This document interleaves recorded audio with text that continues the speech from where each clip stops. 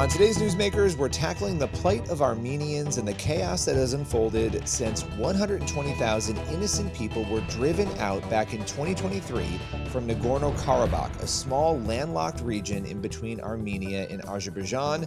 I'm joined today by Dr. Paul Murray and also Samuel Smith, Deputy Managing Editor of the Christian Post. How you both doing today? We're Very doing good, thank great. you. Sam, I want to start with you on this because you both were on this really powerful trip back in September, this Save Armenia visit. And can you just take us through, Sam, what that experience was, why you went out there? Yeah, no, it was a great experience. It was led by Save Armenia, which is a U.S.-based nonprofit, and their whole, I guess, what would you say? Their whole mission is to just raise awareness amongst more so the American Christian population, American evangelicals, about the existence even of Armenia, which is the oldest Christian nation in the world, dating back to 301, which over the last several decades or centuries has really ceded a lot of territory, lost a lot of land, and has faced a lot of persecution. And I think we saw a lot of attention towards the Armenian genocide when it happened in the 1915 through 16. And a lot of the humanitarian aid that came to them came from American Christians. So I think the concern now is that today's Christians in the U.S., not a lot of them really understand the issues that are happening with the Armenian people, and particularly right now with concerns of Azerbaijan, who recently, I guess in 2023, they took over Nagorno-Karabakh, which to the Armenian people is known as the Republic of Artsakh, which was a de facto autonomous state run by basically the Armenian, ethnically Armenian people. But in 2023, Azerbaijan basically invaded and took over that land, displaced the 120,000 people. And now they're basically living as refugees within Armenia, and they don't necessarily have the greatest employment. Many are kind of living in poverty right now. So the goal is really to kind of come and hear from them about what their concerns are, what their needs are, how American Christians can really get involved. And on top of that, we saw and went and visited a few different monasteries dating back to as far as like the 9th century. So very ancient Christian buildings that I don't think a lot of American Christians or even Christians across the globe really even know are there. So just a very eye-opening trip, and really one that we look forward to helping share with our audience. Yeah, I mean, this is a massive issue that has not gotten enough attention, and you have this region, the Nagorno-Karabakh region, where people being driven out. I mean, just so people get an understanding of this, you imagine being driven out of your neighborhood right now, wherever you live, and not being allowed to go back, losing everything. And in addition to that trauma, the fact that this is really an area that has deep, as you were mentioning, Sam, very, very deep Christian roots. So you have buildings and churches and monasteries and all of these structures, even in that area, that have come under danger as a result of what has happened there with Azerbaijan. Dr. Murray, as you were going through and experiencing some of what Samuel described there, what was going through your heart and your mind as you were seeing it all? Thank you very much. And I would say that it's devastating, and it really, as you're there realizing exactly what took place, and you meet with the individuals and talking to them and feeling the loss that they felt, is really shakes you to the core of your being, knowing what's happening, considering that over 120,000 had to evacuate from their homeland.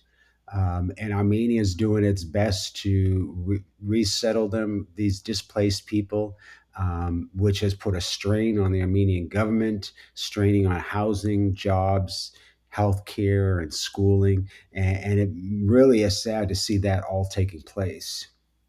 Yeah. Do we have any idea, Sam, and feel free either of you to answer this, what is happening now in Nagorno-Karabakh? Because, people obviously that 120,000 people, they fled with Azerbaijan coming in. Do we know what's currently going on in that region now?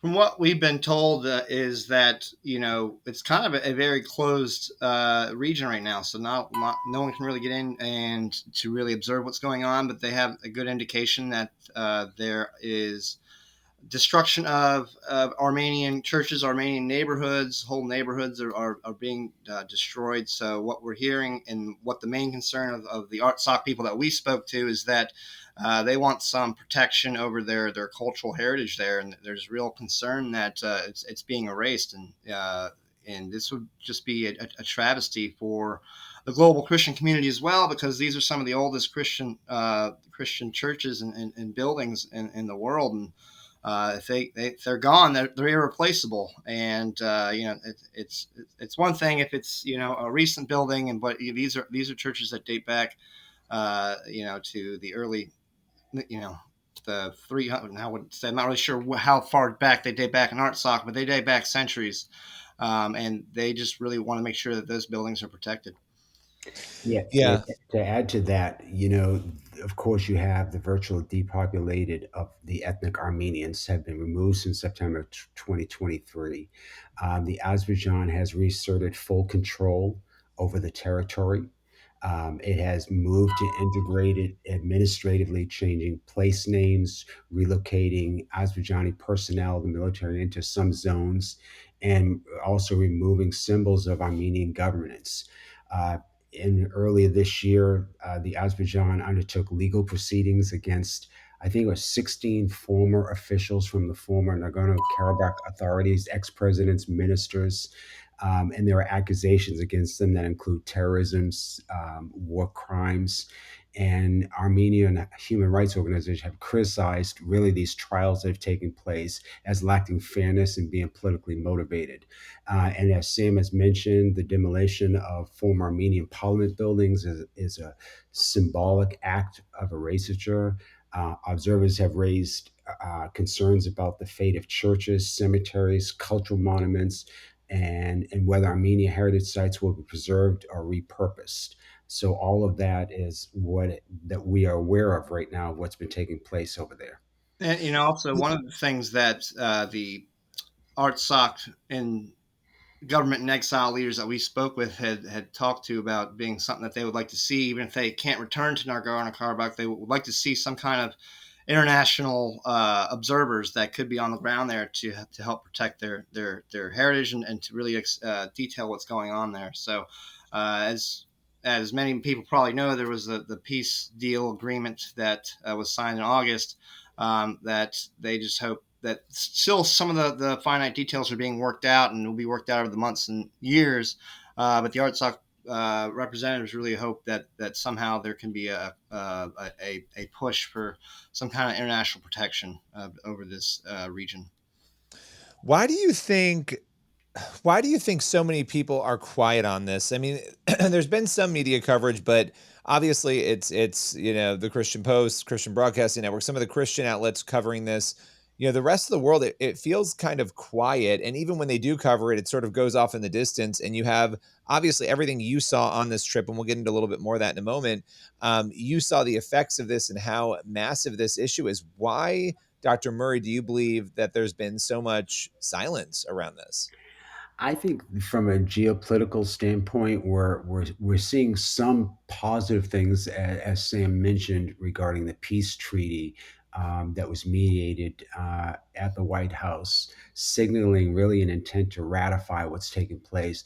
And I think the reason why we're not seeing so much or hearing so much is there's just so much going on globally that if it is not something that we're seeing were 10,000 people were killed, it's not grabbing the headlines the way it should. There are conflicting religious freedom issues around the world right now, and they're all competing for attention.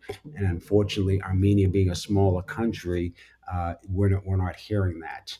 And some of the key issues that remain on this whole treaty that has been discussed is really the first thing is the right of return for the displaced Armenians, property restitution or compensation, refund of cultural legal claims, and really the constitutional and cross border demands that need to be addressed in this issue here. And so there's a complexity here that really makes it difficult right now to see it really advance quickly into a positive direction. And because there is not international eyes on this and speaking about it. We're in a limbo here right now, hoping that things will work out for the best, but not sure if it will. Yeah. No, and I think that's where prayer comes into this. If people are listening, making sure that you're praying for this region. For a lot of people, they don't know anything about what we're even talking about here. This is maybe new for some people. But Sam, can you talk a little bit about just I want people to understand the human aspect of this. You were hinting at it, you were speaking a little bit about it, but you on this trip saw quite a bit. You saw how people are being rehabilitated. What are some of the ways what are some of the needs that people have, those 120,000 people who were resettled there in Armenia, and how are those needs being served? Yeah, so I think one of the biggest needs that we heard from the ARTSOC people that we spoke to is employment. A lot of them are coming over. So a lot of the way that Armenia has done it is these ARTSOC people are not citizens within in the country; they're refugees, and so there are some uh, opportunities for work for them, but a lot of it's lower paying jobs. And one person told us that it was basically the equivalent of 60% of the average salary that the Armenian people make. So there is some programs. There's at least one program that is helping to build houses for. I would say they're working on 10 houses for several Artsakh Armenian families to relocate to a area of southern Armenia, where it's less populated there, and there would be some land for them to kind of raise cattle and do some agricultural work, similar to what they had been doing in Artsakh. So this would kind of be taking something they were already doing and letting them do that within Armenia. But that's, these types of programs are small scale, and they can't fit all 100 and plus thousand people. So there is some concern over a housing program that Armenian government offers that would require the Artsakh people to basically become citizens of Armenia, but they fear that doing that would basically hurt their right to return, even though some of the experts we talked to said that wouldn't necessarily impact any right to return. That there is a real fear that becoming an Armenian citizen would make it so they wouldn't be able to ever return to Artsakh if that were ever to be a possibility. So I would say employment and just finding jobs, security, and really financial issues are really an issue for the people in Artsakh. And we even heard that there is some uh, it's been termed hate speech by not a lot, but a small set of people within Armenia that kind of blame the people of Artsakh for leaving their homeland and kind of letting when Azerbaijan came and took over.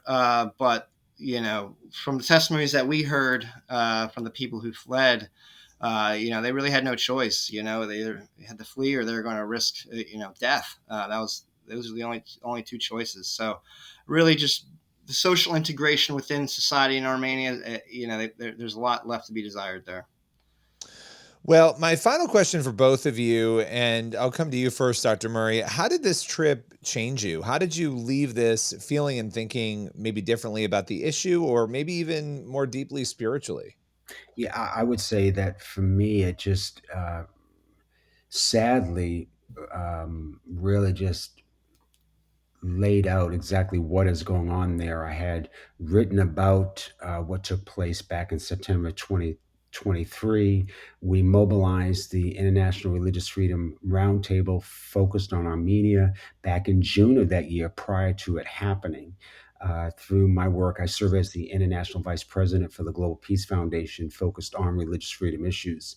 And so we convened a Religious Freedom Roundtable, and Save Armenia launched out of that roundtable, doing the work, but writing several articles, and then to really see it in person. And as a strong believer, the most important thing that people can do right now is be in prayer.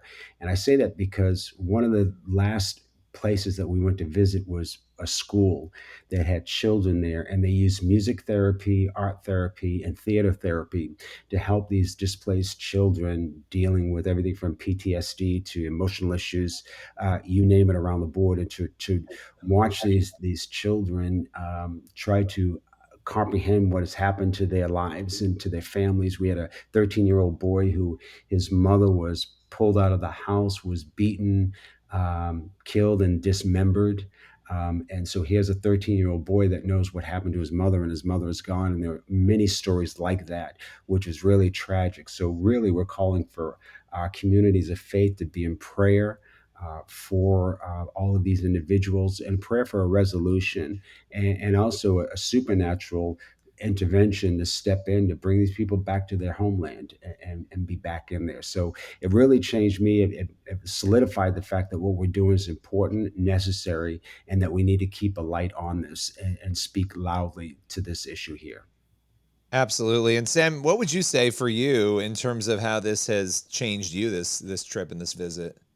I think for me, it was definitely an eye-opening experience to hear some of the testimonies of just how brutal the treatment was of the Azeri forces toward the Artsakh Armenians, and as Paul said, people were dismembered and kidnapped, and children killed, and children have family members who were killed. So there's just a lot of trauma that it was kind of hard to break through with certain people, because they couldn't really talk about what happened to them and their families without breaking down in tears. And they're very stoic people, so they don't really necessarily want to show emotion, but you could tell that they had gone through some trauma. And as Paul mentioned, the school that we had gone to, just to be able to see the work that this NGO is doing there, the Family and Community NGO, to kind of help use art therapy to make it so that these children can overcome that trauma, so that they can move forward in their life with a better world outlook in a way. So it was encouraging, especially on our last day to be there, to see just the positive work that is being done with some of these families, and So true. hopefully it can create some kind of a generational change or outlook for these people. Well, I want to thank you both, Dr. Murray and Sam, for coming on today and breaking this all down. People need to be praying there for the Armenians, for that entire region, for changed hearts among the Azerbaijan leadership as well. And just appreciate you joining us today.